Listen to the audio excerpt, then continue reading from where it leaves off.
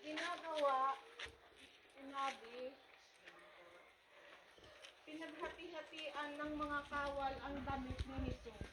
Silang nagpalabulutan upang malaman kung kani-kanino mapupunta ang bawat kasuotan. Ang mga tao naman nakatayo roon at nanonood, habang si Jesus ay tinutupya ng pinuno ng bayan.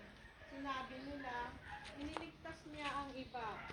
Iligtas niya ngayon ang kanyang sarili. Siya nga ang Kristo na hinirang ng Diyos. Pagninilay. Sa ilalim ni Jesus na nakabayubay sa krus ay ang mga taong bayan na nagkatipon upang masaksihan ang malaking na pagpapako sa krus. Sila at tanangin ng kababawan ng malikuryos syudad ng maghahanap ng makapagpapasabi.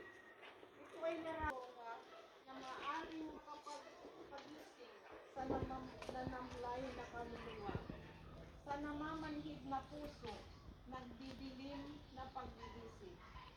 Sa ilalim ng krus, naroon din ang karanasan ng mga lider at kawal na sa kanilang